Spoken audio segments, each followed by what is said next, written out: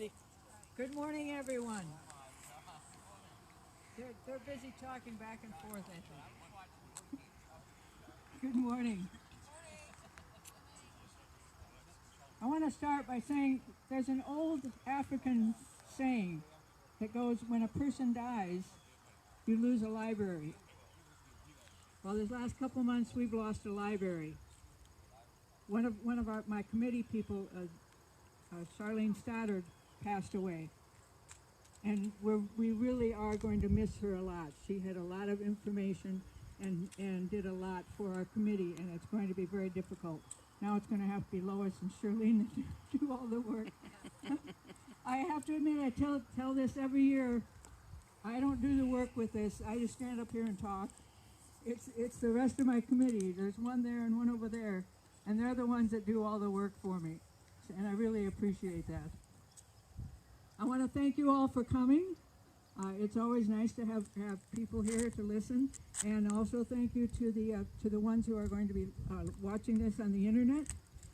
It's nice that we have that as well. Now, for those of you who are here, there will be time for questions and comments after the presentation, along with some of your own memories also.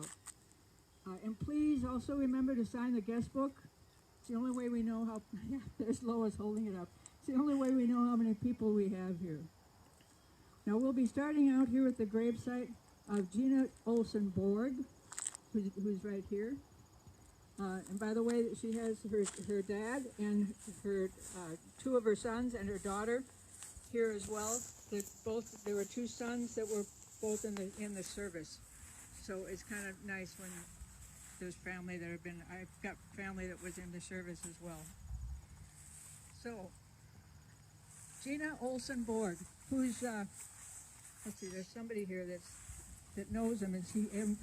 It's listed as G-I-N-A on the gravestone. And I saw, when I was looking through some of the paperwork, some of them were G-I-N-A and others were G-E-N-A. And he says it should have been G-E-N-A and not G-I-N-A. But so we've got G-I-N-A on a lot of the writing I've got here anyway.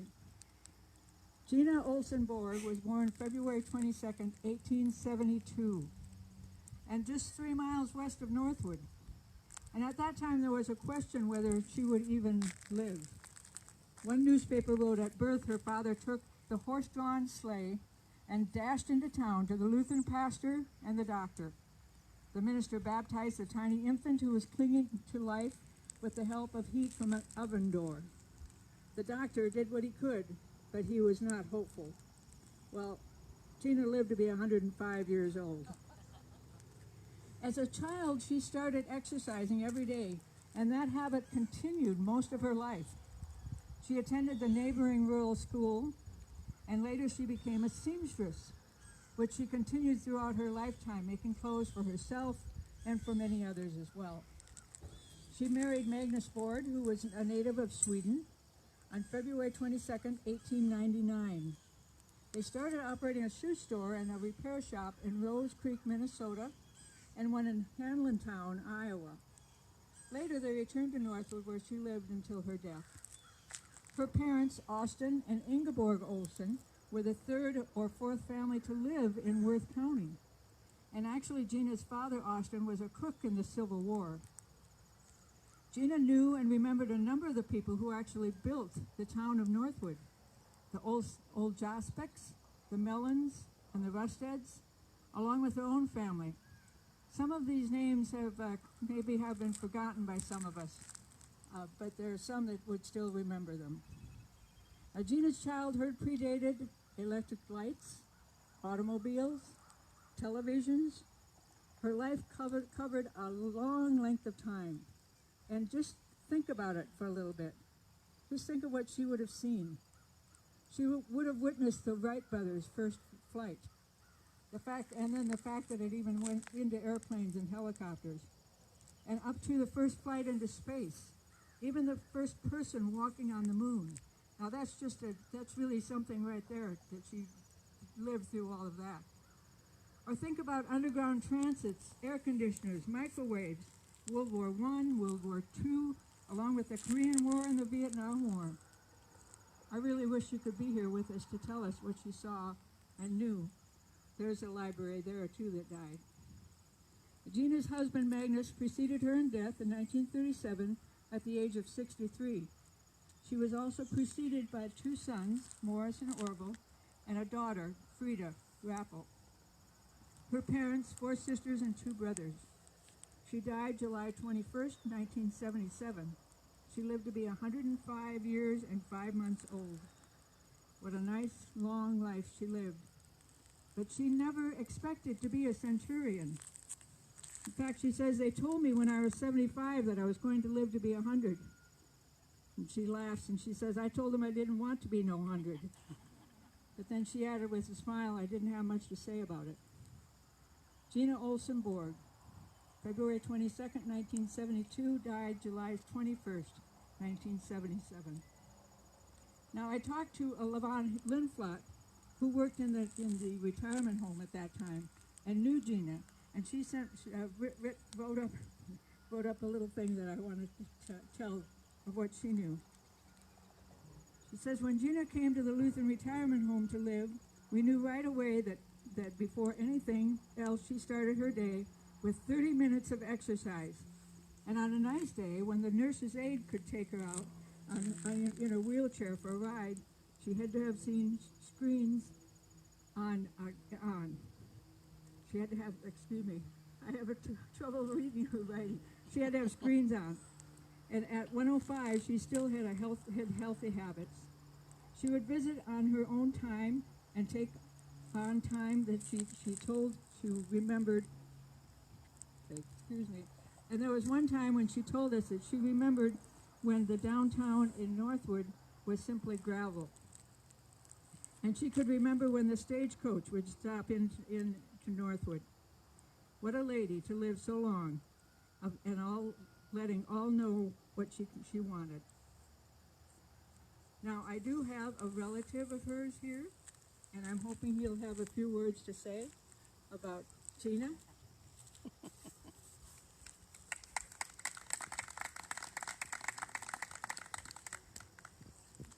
Hello, I'm Craig Taylor. Gena, I pronounce it Gena, but I guess it is Gena. I didn't know her too well, but I knew her daughter, Alta. She was the county nurse, so I've been with her in her lifetime. But she was my great grand aunt. But like I said, it was quite an experience. Thank you. Is there anyone else here who knew Gena? I know she lived in the nursing home for quite a few years there at the end. Well, she had a wonderful life, and I don't know, some of us might want to live to be 105, and others of us might say, oh, maybe not so much. All right, well, we'll be going on to the next place. Hold on, I'll tell you who it is. We'll move to the gravesite of Austin Stehn. Is that correct? Where's the family? Stehn? Okay. And the family has lots of information on him. So we'll be moving over. Lois, where are we going? Over by the mausoleum. Over by the mausoleum? Yeah. By the over in that general direction. Yep. Okay, so now I have to walk a long ways. You can see far away in there. There's a mausoleum back there. I gotta go over there. I can't pause Facebook, so it's gonna have to be me yakking the whole time. So bear with me. I don't really know what I'm gonna say, but I'll keep walking and stuff. So yeah, just you can turn that off right here. There it goes. Okay. I think Chris is going to take that from me. Oh, sweet, Chris. Yep. Yep, goes right inside there. Yep. Oops.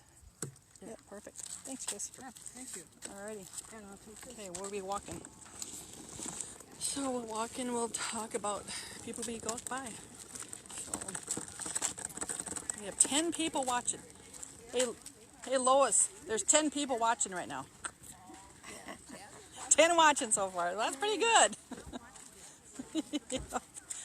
Yeah, so I'll post this on Facebook later as soon as we're done, and then I'll share it on the this Northwood page, so you can watch it again later if you want to. So there's quite a few. It's a really pretty cemetery if you think about it. You should come down here and check it out sometime. It's really kind of pretty. I drive my golf cart down here a lot now since I have a golf cart in town. It's kind of fun. So I parked my golf cart way over where we end at, so I had to walk back. We have a, try to walk by it too, we have a new columbarium. And I'll try to get over there and show that to you too. It's really kind of cool. I think it's got 32, I think this place for 32 cremations in there. You're going to have a single body or one person or two people in there, so yeah. Chris, let's walk down there and we go by the columbarium. Got Chris Kenison with me too. He's pulling the, I can't walk, talk, and pull the speaker with me, so I gotta have the help. So, well, there's Mary Ryerson. Mary Low, I should say. So, yeah, Mary, you just got on Facebook Live, you know. Oh, I didn't know that. Coming to the cemetery walk. Yep, exactly. Exactly. Hand over there. You can see it kind of in the between the cars over there. The columbarium. I don't know how to zoom in, so. Anyway, it's brand new this year. Got that now. So it's really a pretty cemetery, though. City crew does a really good job of keeping the grass good, and it's a big place here, that's for sure. Because Chris, you have one of your relatives, is this right? The Stehn one, yeah, it's right. Yeah. So I didn't know that until I was reading up on it. I'm like, oh. So I learned a lot of stuff when I read up on this thing, you know, and so it's kind of interesting. Quite a few people up here watching.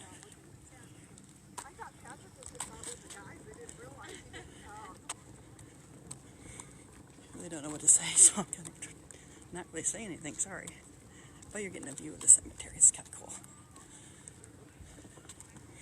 There's quite a few people up here with a Stehn one. Oh, I see Brian.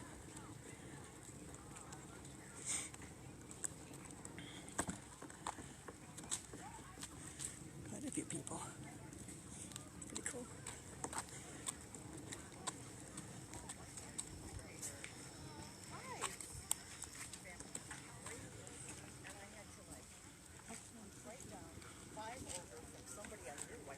You guys are on Facebook Live.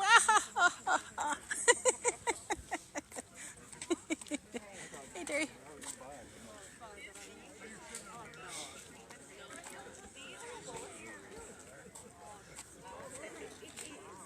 I don't know where we should put the speaker at. Probably up here, I suppose.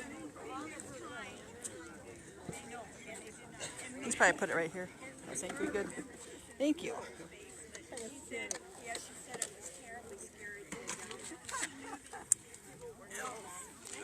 I don't know who's talking now, so.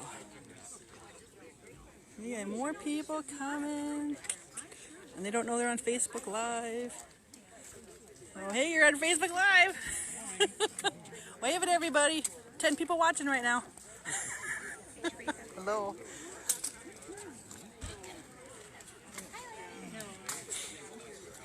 Quite a few people up here.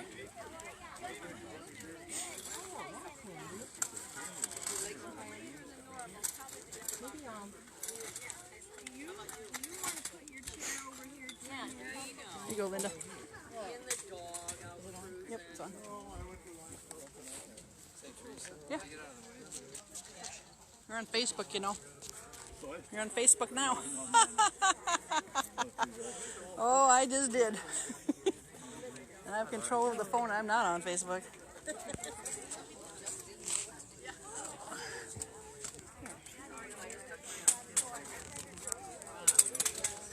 Here, we'll go over to gravestone. You're all on Facebook Live, you know.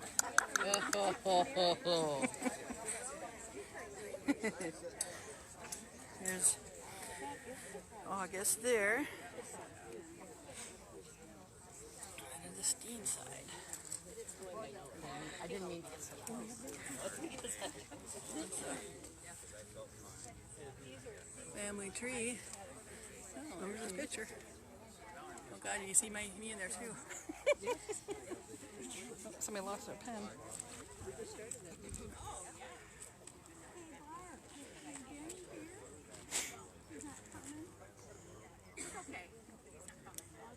Good morning, everyone.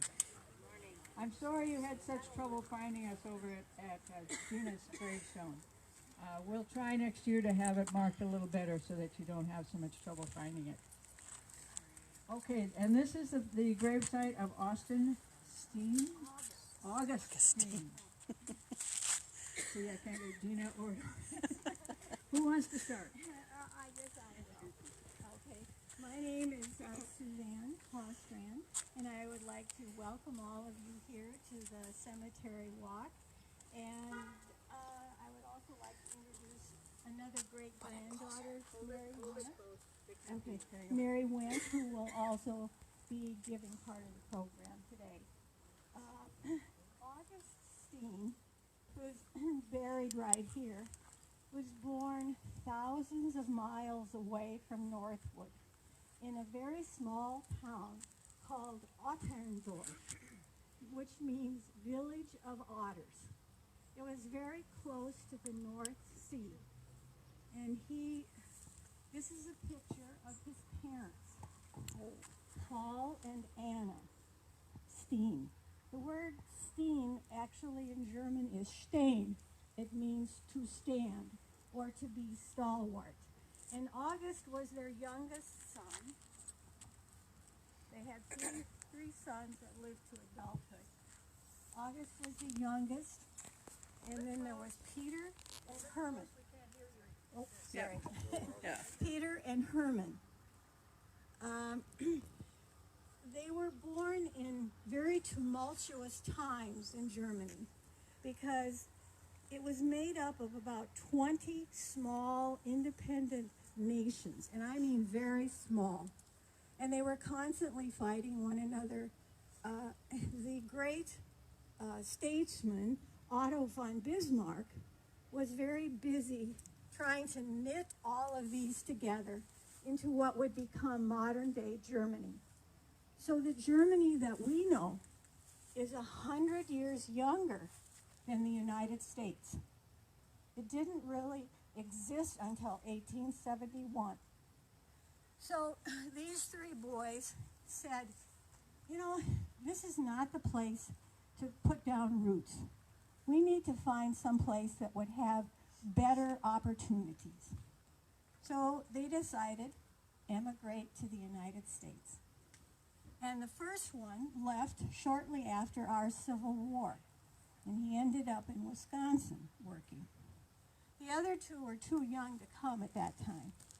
So about 1868, the younger two brothers, Herman and August, stepped onto a sailing vessel, and 9 weeks later, they arrived in New York City.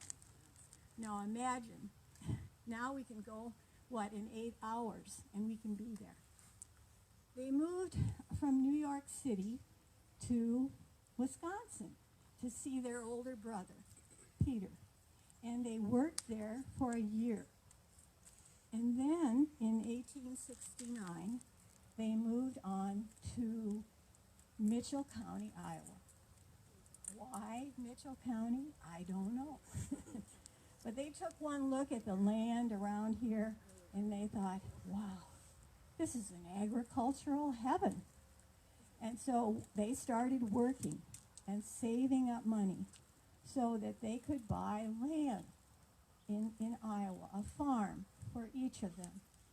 And as the time went on, the two older brothers, Peter and Herman, got married and started families.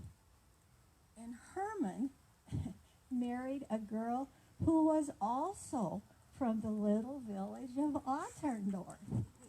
I don't know how she got here, but and she had a sister And her sister's name was Elisa.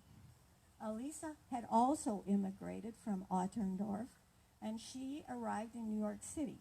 We think that someone must have paid for her to come because she stayed in New York City for 4 years and worked there to pay off her fare. And then she came to Iowa to visit her sister Mary and her brother-in-law Herman. Well, as time went on, Herman had this younger brother that wasn't married. So romance is in the air. So in 1876, on the 100th anniversary of the United States, August married Elisa Brewitt. And they moved to what is Virgin Prairie. This is unfortunately the only picture I have of the farmstead that they created west of Carpenter. So they built On Facebook now. okay. They built a house, a barn, a corn crib, and they produced 5 daughters.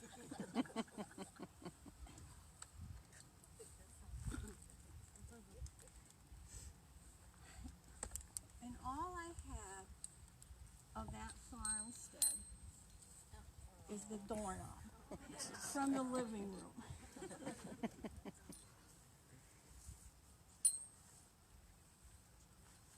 Now we think that living on a farm in the 1800s must have been a terribly isolating experience. And I would have thought that too, except my grandmother left a source book. My grandmother was Emma Walser, the oldest of these daughters.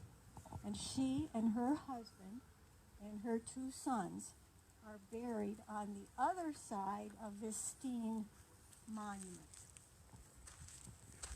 Emma, at about age 22, left behind.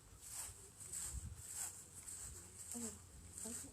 And I know my voice does not carry very well. So if you can step up closer to that would be good. Our family has always been noted for thrifting, especially the Stehn part, right? And my grandmother was keeping track of all of the products that were sold from this farm in 1899. So she kept track of every week how many eggs they sold. The whole year of 1899, they sold $70 worth of eggs. And she has the prices down, 3 cents a dozen to 10 cents a dozen. She also kept track of the other commodities that were sold from the farm. And what I noticed is the variety of the products, very different from what we have now, this monoculture of corn and soybeans. No, here's some of the things that they sold off the farm. Wheat, flax, timothy, hogs, corn, oats. We also had potatoes, ox hide, a cow hide, chickens. So that's just a little rundown of the products that they sold. And that year it was worth, get this, $1,200.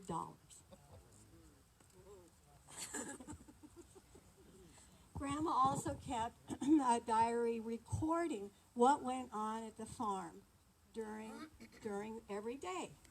And so this is for January of 1899. Cold again, 15 below zero this morning. We took Nellie, that's her younger sister here, Nellie, to the train to go to Nora Springs. Why would they want her to go to Nora Springs? Come on, you guys, you know this. School. Exactly. There was a normal school in Nora Springs, so she was learning how to become a teacher. Also, she tells I've got a sore throat today. Pa went to get a load of hay and the sled broke. He's fixing it this afternoon. And then there's all kinds of entries about her mother going to visit the Herman Stehns. Why would she be doing that? Who was Herman married to? Her sister. So almost every day there was someone coming to visit the farm, or they were going to visit someone else. They had more in-person visits than I've had for years. And they also, they were also very busy people. They were churning butter, sewing, constantly sewing. And with all those girls, you know, they were very interested in having the latest fashion. And they also, they were constantly baking because of all those people that were coming to visit. They just were always busy and washing and cleaning. So she talks about that a lot. She also tells us a little bit about the Christmas of 1899 and her gifts. I got a card and a handkerchief and a Bible, $5 and a lead pencil. And then in 1900 she talks about an outbreak of smallpox in Carpenter. 5 people died. And then on the next page she tells that her sister, Nellie, who by this time is teaching, went to the doctor in Northwood and got a vaccination. So, you know, of all the diseases that we've ever had, the only one that we have conquered totally is smallpox. Young people now don't get smallpox vaccinations. How many of you have smallpox vaccinations? Okay. But that's the only disease we've ever conquered. Okay, so as the time went on, the first of these daughters to get married was Nellie. And this is a picture of Nellie's wedding. It's at the farmhouse, and you can see all the guests in front of the farmhouse. And this was in 1903. And at that wedding, my grandmother met a very handsome Swiss gentleman by the name of Peter Walser. And a couple of years later, the two of them got married. And this is their wedding picture. We have this wedding dress still. None of us has ever been able to wear it, but it's really depressing. So that was in 1905. In 1906, August and Elisa went back to Germany, to Otterndorf, and they visited with their remaining siblings and friends from their youth. It must have been a very heartwarming experience to go back. In 1912, August says, "I'm hanging up farming. I'm moving to town." And he bought a lot in Northwood and several other lots, and he moved in. And he had a wonderful retirement period. And he wanted to stay modern. And so he said to his family, "I'm going to buy a car." And they all said, "Oh, gosh, this is not a good idea." But he got the car. And, of course, back then, how did you start the car? With a crank. He just couldn't do it. He was, you know, older and it was kind of weak. And then especially in the wintertime, it was really hard. So what happened is he would call on his nearest grandson, Art Walser, who lived on a farm just east of Northwood, and he'd have him come into town and help him get the car started. So we can all appreciate this, and I particularly, as I think of the changes in my lifetime and like how to use the cell phone, how to use the computer, well, that was like that for August. And you have to give him credit for having the chutzpah to try. And they had, as I said, a wonderful retirement period. They lived long enough to celebrate their golden wedding anniversary. And so this is the only picture that we have of August and Elisa. And they're in the middle here. And around them are their 4 daughters and their sons-in-law.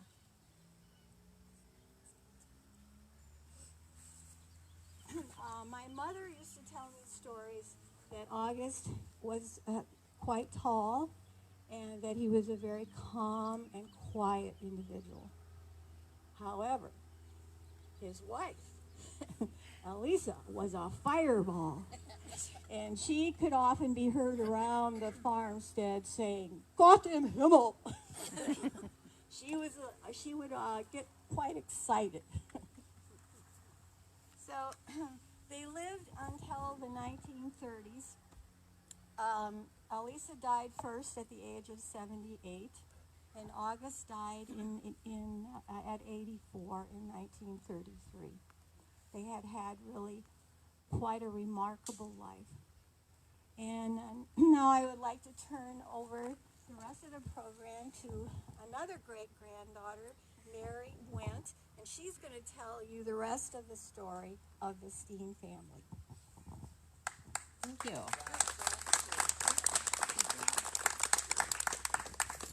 Well, I have to write everything down, so this is why I have my notes here.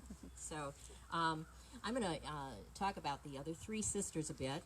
And my grandmother was Louise Kenison, another daughter. And along with Grandma, I'll tell you a little about Amanda and Nellie and about their lives a little bit. I first want to show you, we have the family Bible. And in that Bible, we have the beautiful handwriting showing all of the sisters. And, of course, the Bible is written in German. And, of course, Emma, Nellie, Amanda, Louise, and Catherine. I also have the Bible of, a personal Bible of Augustine's, and very likely was the one he brought over from Germany with his name on the front of that Bible as well, in his handwriting.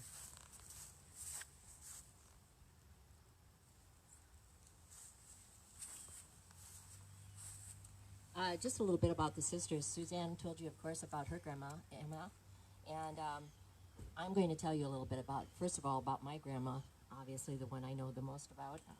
She was Louise Victoria Stehn Kenison. And I'm going to use their old family photo album. Yeah. I think I have hers marked there. And just show you the pictures that they...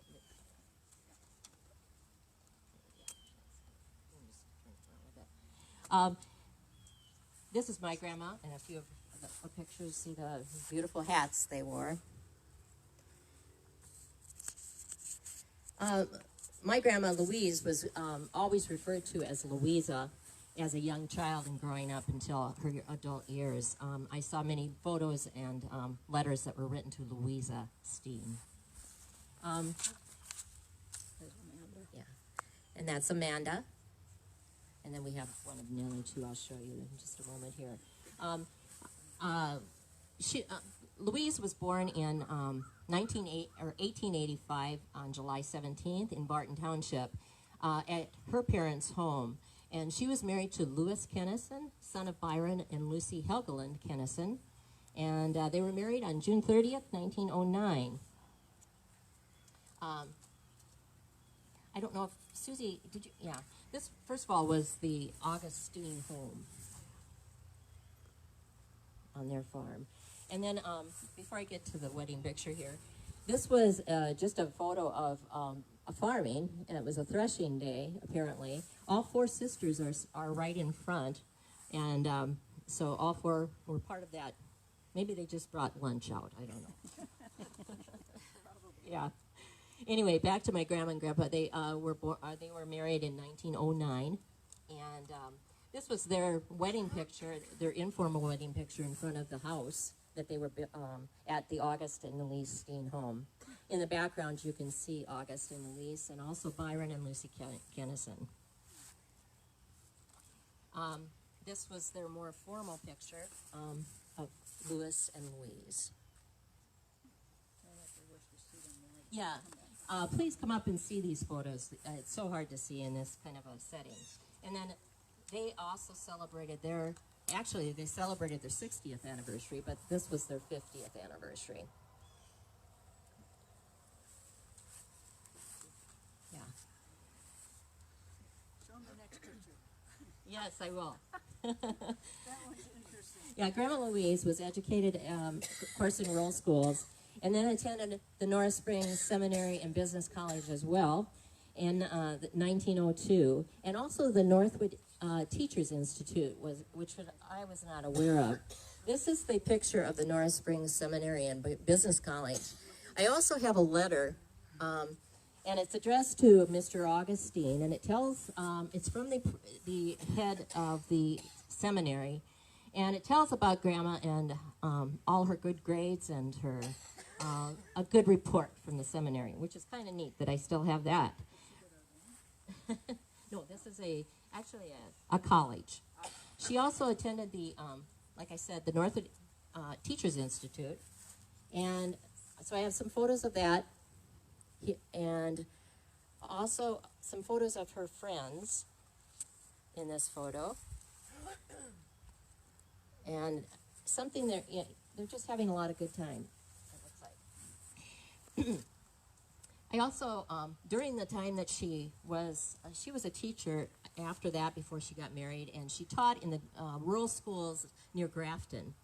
She also taught at the Kenison Schoolhouse, which was located on one of Byron Kenison's farms. And I always thought, well, that was probably a pretty good way to get acquainted with his son, Louis. So anyway, and that obviously was great that she did that. So, but I also, she being the frugal person that she was, have a journal from 1905 while she was teaching with all her expenses that she also had, and a journal, and how well her students were doing, or how they were not doing that day. So it's a really interesting journal, and interesting finances. She had every penny, believe me, every penny written down. Yeah.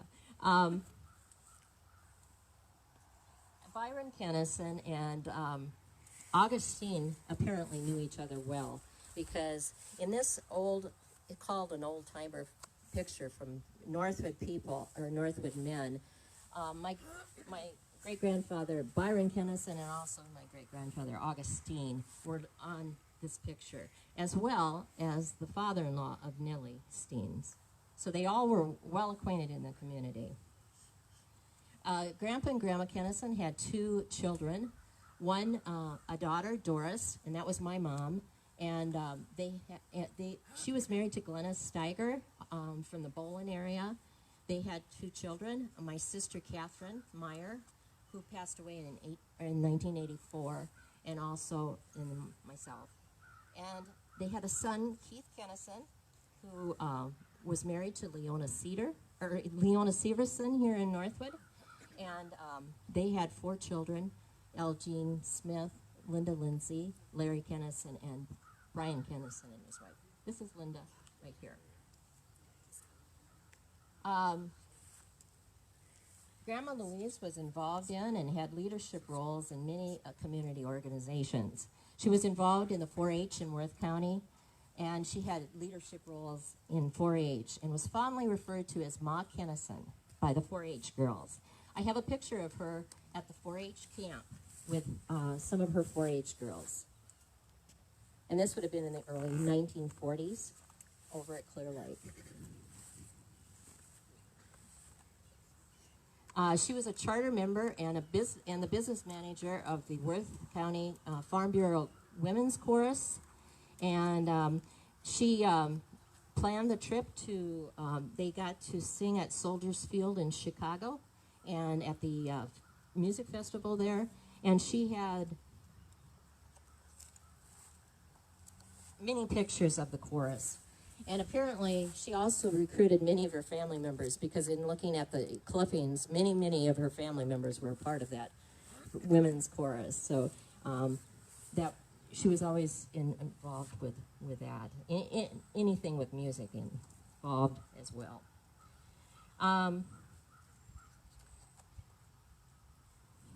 She also was involved a great deal with the Farm Bureau in general.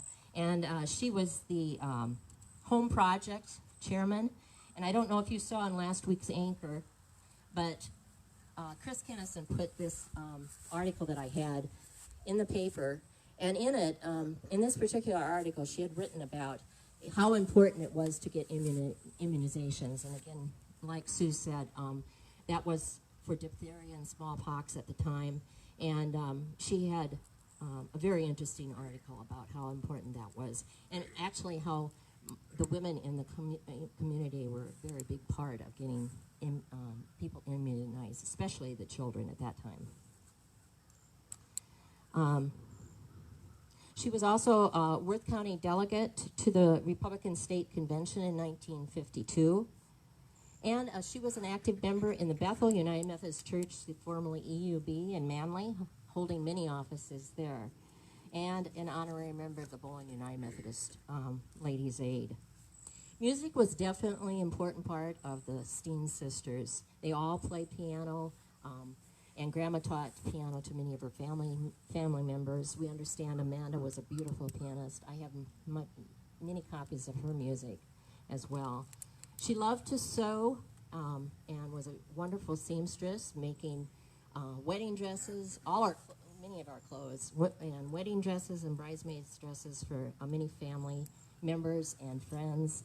And we always, kind of considered her the matriarch of our family. She managed 3 farms into her 90s.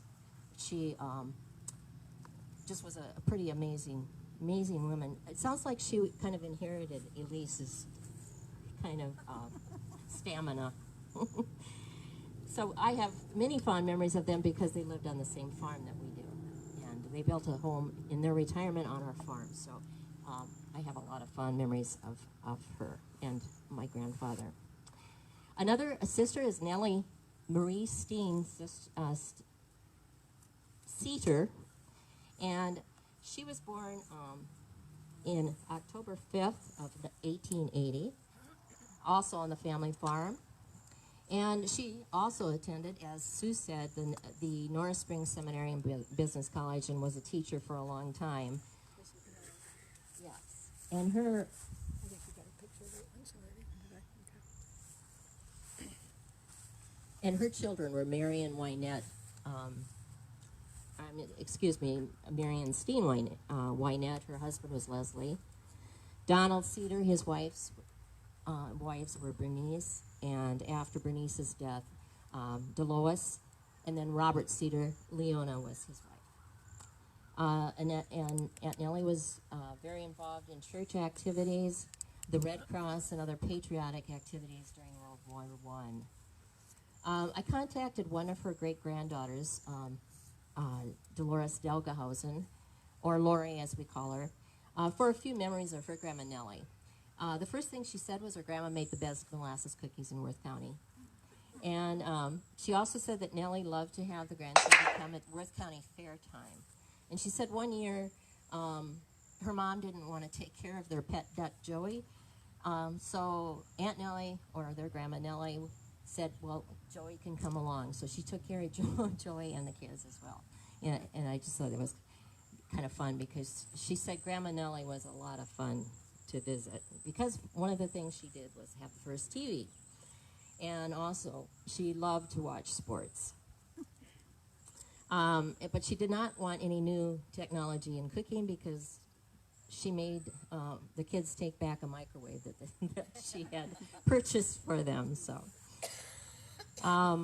she also said that her Aunt Nellie told her that August did not want to really name her Nellie, but Elise did. So her legal name is Nellie, but he wanted to name her Helen, so he always called her Helen. I have fond memories of Aunt Nellie as well because she visited Grandma Louise a lot at the farm. The other daughter, Amanda. Amanda Pauline Stehn, and you saw a picture of her from the album. She was the third daughter from the oldest. She was born on June 27th of 1883 on the family farm as well.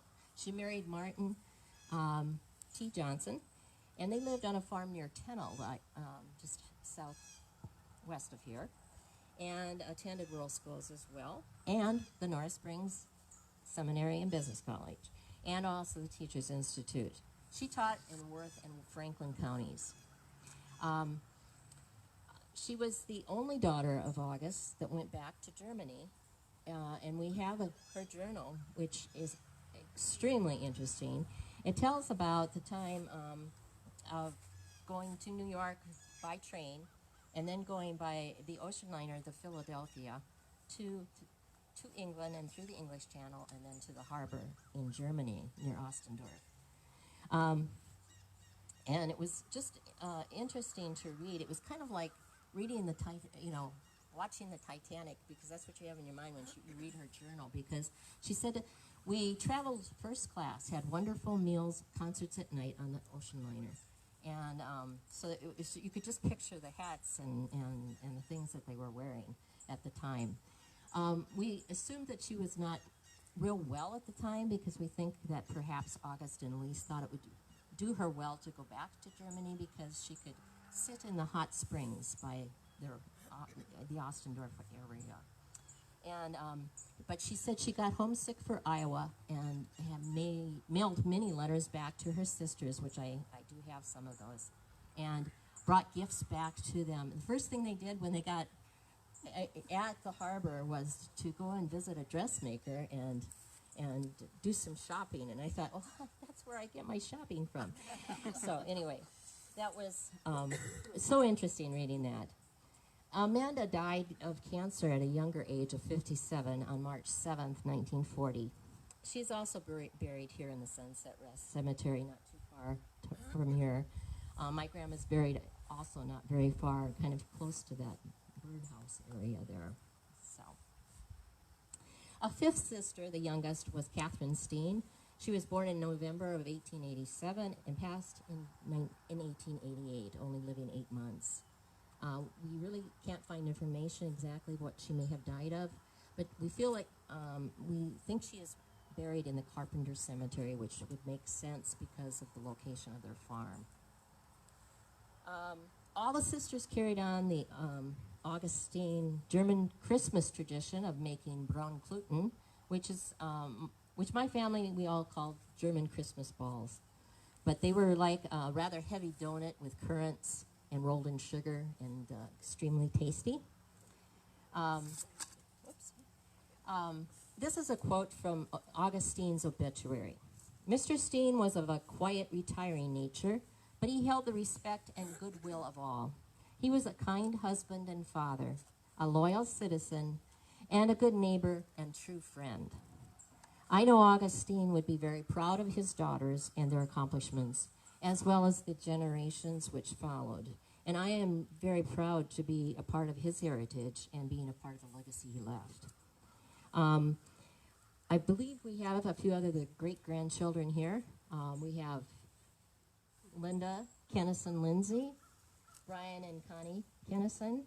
We have Deb Ruhr and her husband. And we have Barb Walser, Dennis's wife. And I'm not sure if we have any other relatives here. Chris Kenison is over here, Brian and Connie's son.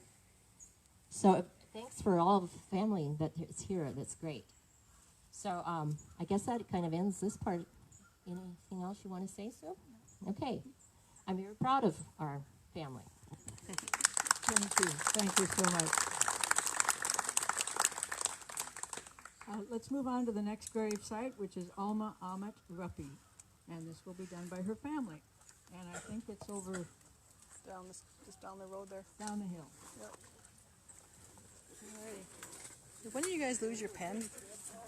I found a pen on the ground. I don't know. Oh, that's right. I think Is this it yours? mine. Okay. Before you leave, can I get some pictures of those? Alrighty, we'll be walking around again, and Good,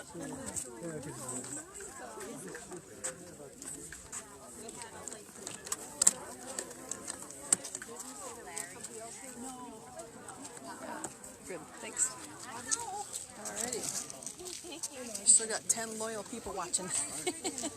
But I gotta say, I'll share this later on Facebook and we'll hopefully get a lot more people watching later on. Because last year we had a lot of people watching because, well, it was COVID, so you know when we came out, so which was kind of cool. But so that's why we started this Facebook Live every year now. So yeah, we're just walking and walking. There's the mausoleum right there.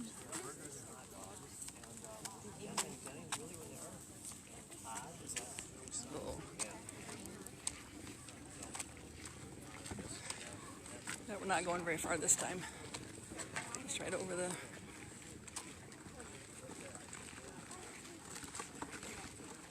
Just right down the road.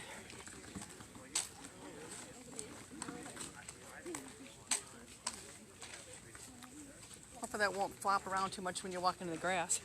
Because you gotta walk on the grass no matter what. I just want to walk on the road and then a little bit in the grass. It's down there by that, by the hedges there. Yeah.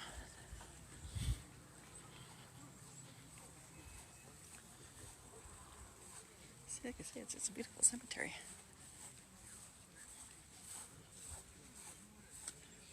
And there's the Veterans Memorial up there, and I don't know if you can see there or not, but up in the hill there.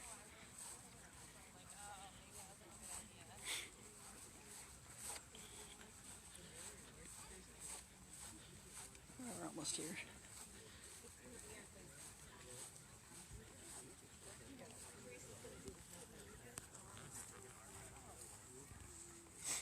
Okay, we're here now.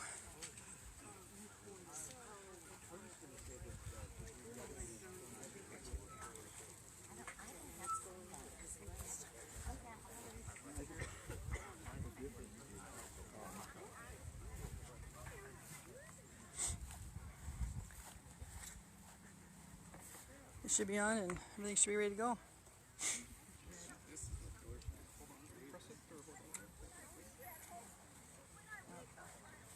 Should be on still. Or then she turned it off. Is it green? It's green. Okay. Thanks, Chris. You can Alrighty, here. I can see it. Can't help the sun in my eyes now.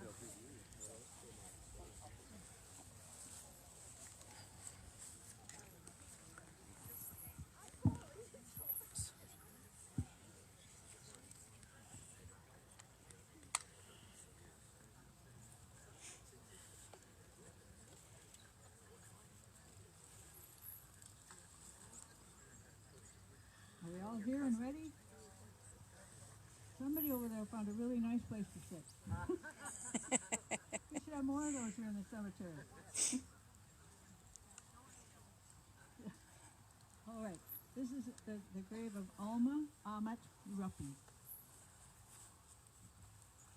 Thank you, thank you. Well, I'd really like to thank Linda and the Founders Day. Yeah, keep it closer. Keep it close? Well, we'll Yeah. see. We'll see how well we project. Talk really loud. Yell at me if it's not coming through. Give me a wave. But I really wanted to thank the Founders Day Committee, Linda and your group. I think there's kind of a special aspect to this all, taking a moment to pause and to share some of these thoughts. And I guess I'd have to say at this juncture, whoa, you swallow this thing? Yeah. Yeah. But with 9/11 today, I think we've got a situation where we have to pause about a lot of things. And so I think it's a special time of remembrance.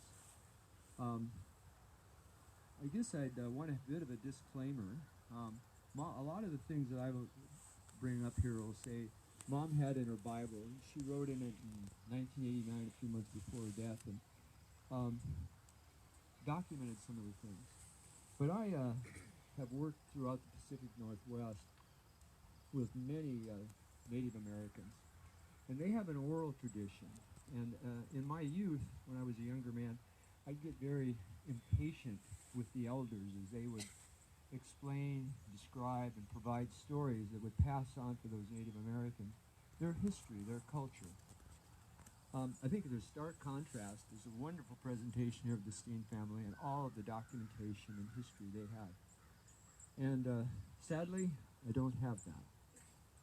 What I did have is we had Dewayne Roppe, who in a lot of ways was sort of the Worth County historian. If any of you remember Dewayne, he was always good for a story. And I regret many times now that I didn't listen more. And so it's with that and maybe a number of us Scanda hooves here have that kind of a oral tradition and don't realize the similarity of our culture with many of our Native Americans. And I'd also bring out that the cemetery up here has a special meaning for me. In high school, Dennis, I see Dennis, Danny, a few of the folks out there, played a little ball, but also coached Little League and worked for the city. And one of the duties would be to come up here and mow. And then we'd also have to trim around the tombstones, and we didn't have weed whackers back then. So sometimes you'd have to get down on your hands and knees and do a little bit extra. So I was up here working, and Keith Kenison, and I think they mentioned Keith earlier here, he was the city supervisor, and he pulled up in his yellow truck, and Keith had a bit of a gimp when he walked, had a bit of a hitch, and he comes walking over with a big smile. And he said, "Jerry," and I said, "Hi," and he said, "Well, Jerry, I just got a phone call."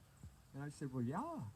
And he said, "Well, yeah, it's one of the old ladies here. She called me, and she said there's some young man up here praying." Well, I wasn't necessarily probably paying, but like I mentioned, I think that's one of the things I have to say that makes this a special occasion, is the ability to stop and pause. And I will tell you, I did that more than once. So, I need to mention Dewayne and all that he passed on, and then the things that he brought on or were heard from people like Bob Mark, Robert Mark, Ed Dixon, Albert Roppe. And then I have to pay a little special tribute to Arnie Kelja and Pat Branstad for helping me with a little bit of Norski. So, Alma Aamodt Roppe was the daughter of Aslik H. Aamodt and Mina Annie Slottom Aamodt of Lake Mills. Now, many times, the middle initial is something that we use to recognize a precious loved one, a family member. But for Aslik, H stood for Halvorsen. It was the Norway family name. But Aslik and his twin sister were sponsored by Aamodt Farms outside of Oslo, and in their immigration to America, and they were at Ellis Island. And upon arrival, and looking up, and I'm assuming they didn't have big scoreboards then, but a big chalkboard of some type, that they were processing people based upon alphabetical order. And that the naming was pretty serendipitous. I don't know if you have heard any of the experiences, how they changed a lot of our Norwegian German names, but at any rate, they determined that if they stayed with the name of Halvorsen, they were going to be in Ellis Island for several days. So they determined that they needed to change their name, and they chose Aamodt as their new name to expedite the processing with the double A. Well, it was also an honor to their relatives in Norway. And Aslik and his sister parted that day in New York, and sad to say, from what I understand from Dewayne, they never did hear from one another again.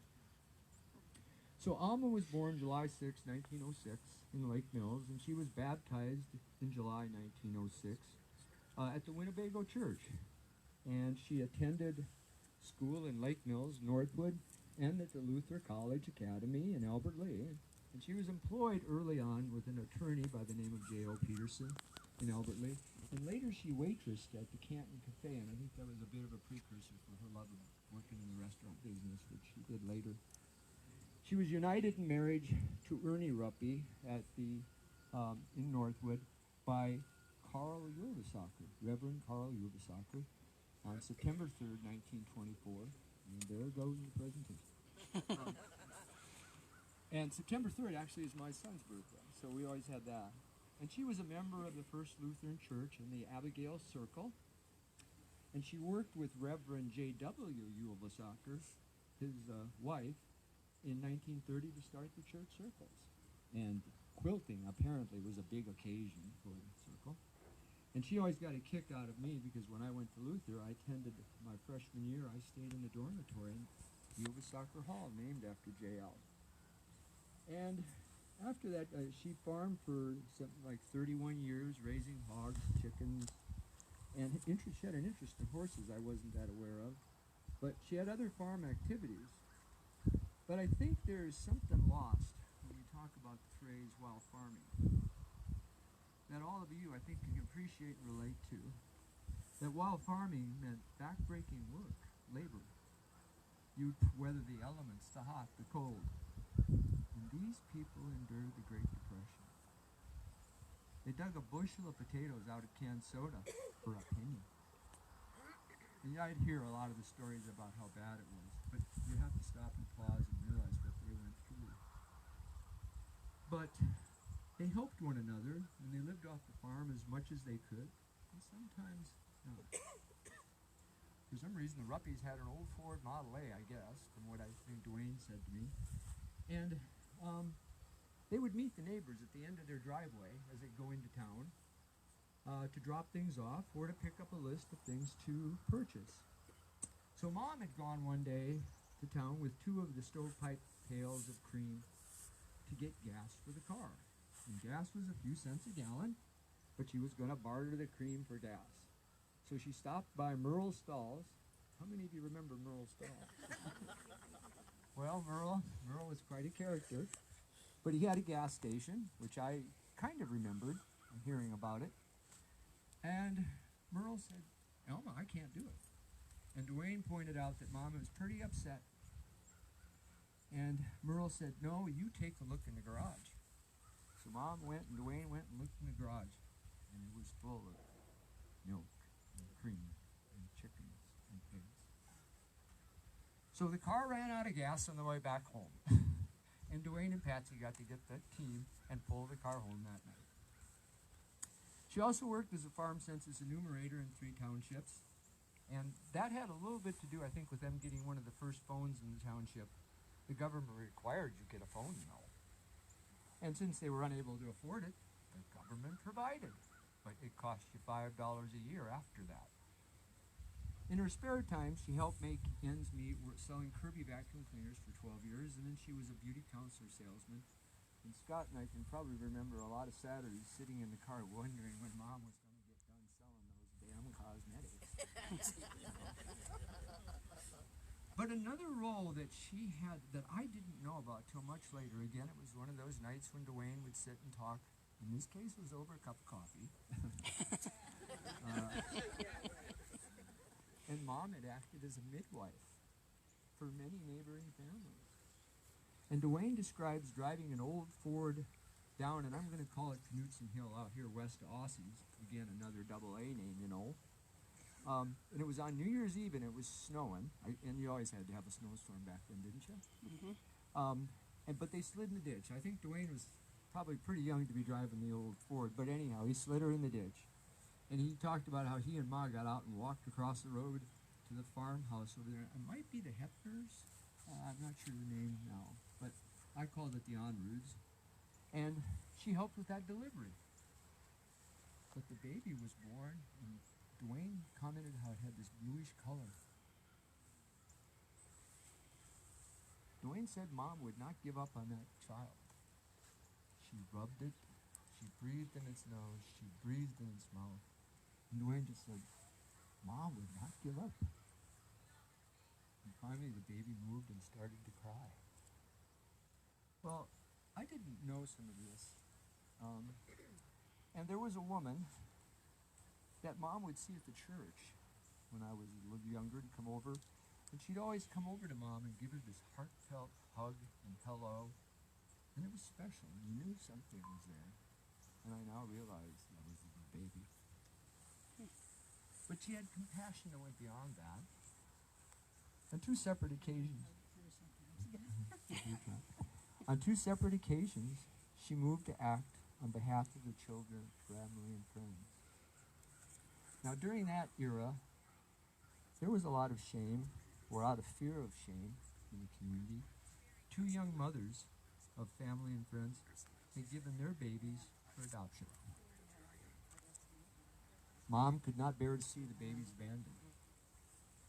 Dewayne described to me how she went down and retrieved those babies and arranged for the family and friends to raise those two children as part of the family with a watchful eye. She moved to Northwood in 1961 and owned and operated the Central Cafe. How many of you remember the maid right? You're going to be showing some age here, okay? So it was previously the maid right, and she was a member of the Chamber of Commerce for 7 years, and she donated the building that the cafe sat on to the city, and that's now the location of City Hall. And I'm not so sure it was just a straight donation. Bud Johnson, Janie's dad, grew up with Bud and Josephine, Tom, and all the Johnsons. Bud had come by the house and had a discussion with Mom. And I think there was a $50 bill involved in the donation, so it wasn't totally charitable. But she always thought the world of Bud and Josephine. She worked at Deluxe and Lake Mills for 7 years, and then later worked in the post office for 12 years with Flip Lundplot, retiring at age 80. And she always had so many kind words for Flip. He must have been a really fine man. She was kept busy cooking, crocheting, embroidering, visiting friends and relatives, and reading. Reading was a real focal point for her, reading the Bible especially. And let me tell you, she made sure that I was clear that she'd read all of it. Her greatest pleasure were her 11 grandchildren, who she cherished deeply. She had 4 children, the late Dewayne Roppe, the late Patricia Low, survived by 2 sons, Scott and Jerry. Besides her parents, she was preceded in death by 6 brothers, all with military service, and 4 sisters. And she passed on April 20th, 1983. Now that day is really a special one to me in another way. I was working in Bend, Oregon, and I called Mother at the hospital. I called from one of those things they call a payphone booth. And it was too noisy, and I could barely hear her, and there was construction in the background. And I finally said, "I love you, Mom. I'm going to call you when I get home." So I flew in a little airplane back from Bend, Oregon to Portland, and I'm walking down the concourse, and all of a sudden I have this, I don't know how to describe a rush, this emotional event. I felt this overwhelming sadness, and 2 of the companions with me actually grabbed me and helped stabilize me. And I said, "I'm not sure what that was." But it was a thing where I looked at my watch. Well, I got home, and I went to use the phone, and my wife said, "What are you doing?" "I'm going to call Mom." "You can't, she's gone." So I didn't realize this till later, but her time of death was the same minute that I was watching that concourse. And I realized that it wasn't sadness, it was goodbye. I have some closing comments, but before I went there, I wanted to see Scott, if you had anything, and I have one more thing from some of the grandchildren. I got a picture of Mom. Gotta have the microphone. George, yes. I'm just an ambassador.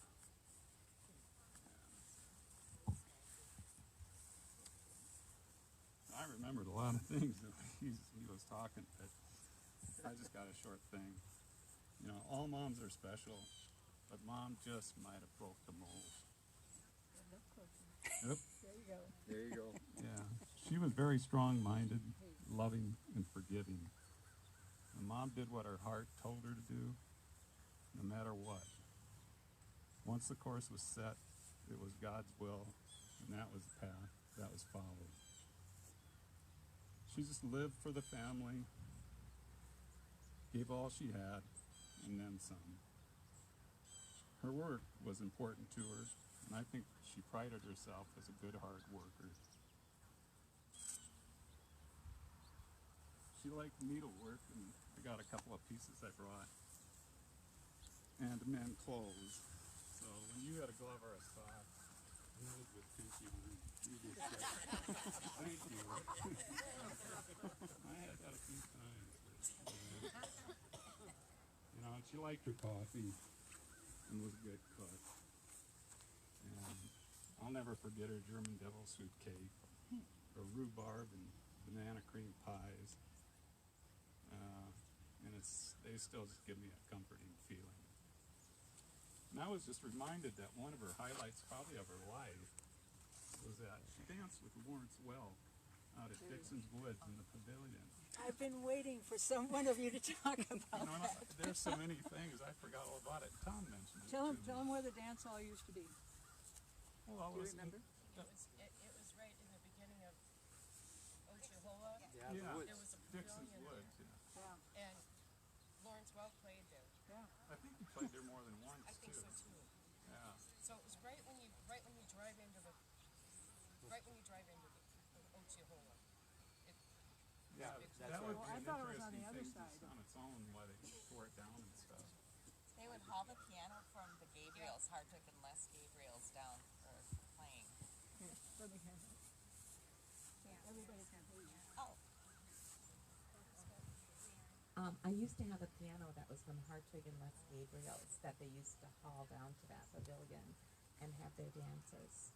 And I remember they said Lawrence Welk used to, he passed through one time and played that piano. It might have been the same night. He had relatives. Was it Lawrence just Welk once? had relatives in the Northwood area. And they Lawrence actually Welk went out did? and visited. Lawrence Welk had relatives? Yeah, that was, Dewayne would tell you the stories of who they were and stuff. But they actually went out to LA and were on the show, etc. So Oh, wow. That's awesome. you also have to realize the pavilion was tore down because of the church. It got a little too lively out there, folks. Sounds like a fun place. But in closing, she was great to grow up with and always there for the family. A loving person and always a kiss goodbye.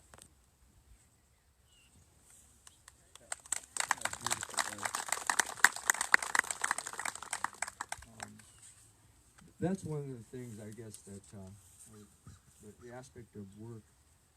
Mom cherished hard work, and she rewarded it. She encouraged it. There was always something special about that. When you worked hard, she gave you those special little incentives, endorsements, just things. Mine was always pie.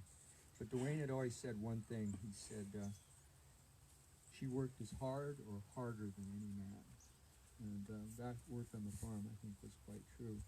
There was also some of the granddaughters wanted something said, and I will pass on what their thoughts here.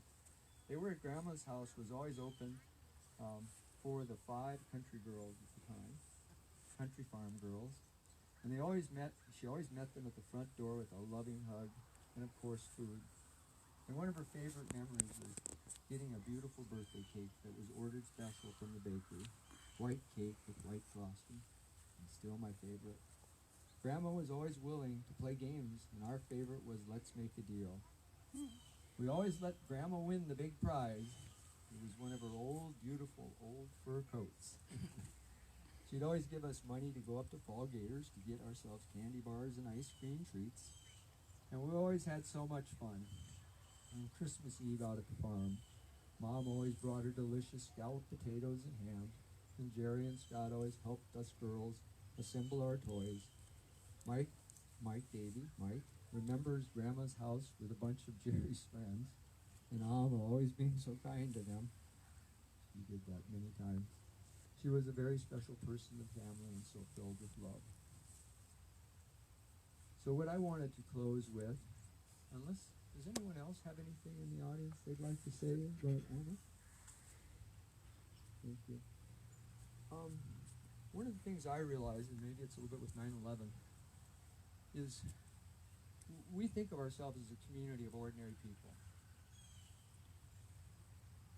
But what I find, and I listen today, and I think about, and I look around this cemetery with friends and family here, is that they do a lot of extraordinary things. And maybe, I've heard Scott say this, maybe that's what makes us this American.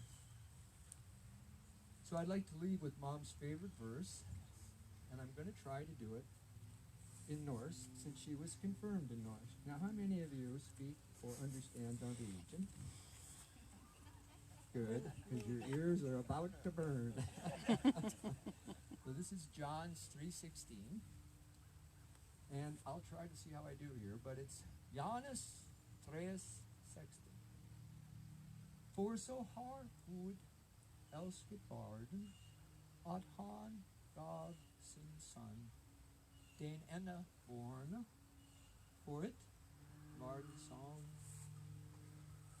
tror på ham icke skala fortappes, men har liv.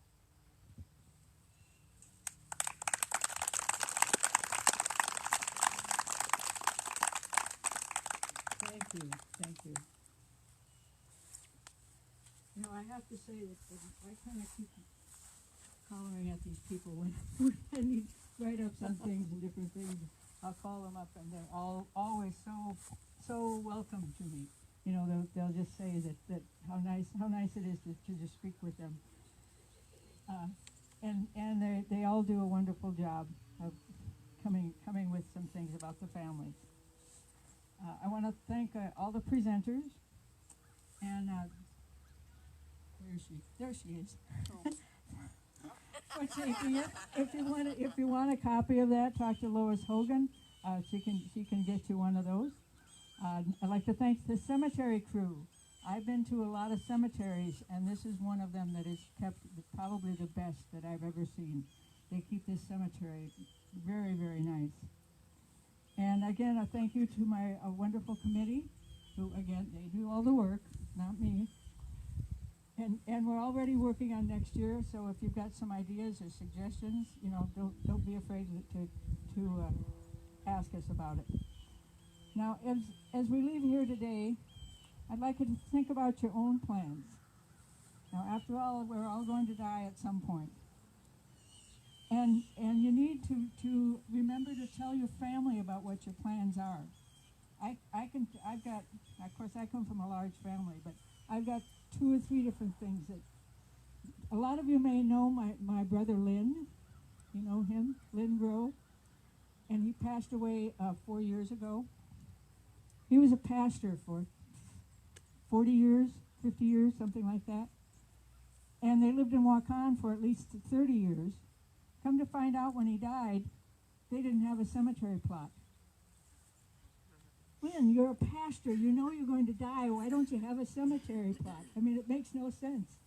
They must have talked about it because his wife Linda said they wanted to be buried in Zion, but there wasn't really any extra cemetery plots in Zion, except her uncle Holstead had bought like 4 different plots, and so he sold them 2 plots. So now Lynn is buried back in the Holstead area, and all the rest of the groves are on the other side of the cemetery.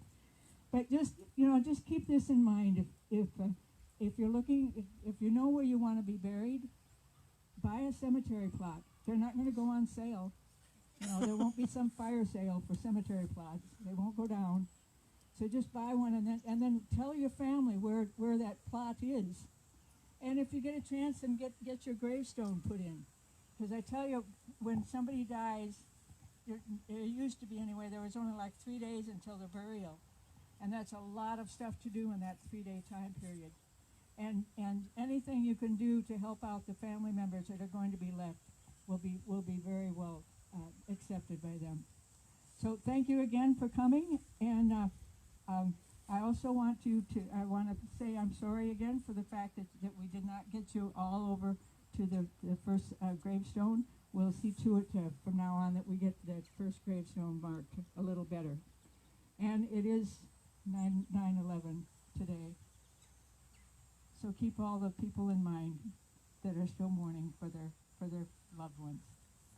All right. Well, thank you, and we will see you next year. Alrighty, that's it.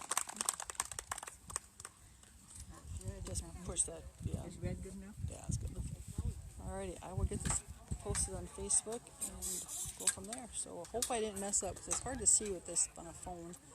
And so anyway, you bet. Have a good day. Alrighty, have a good day.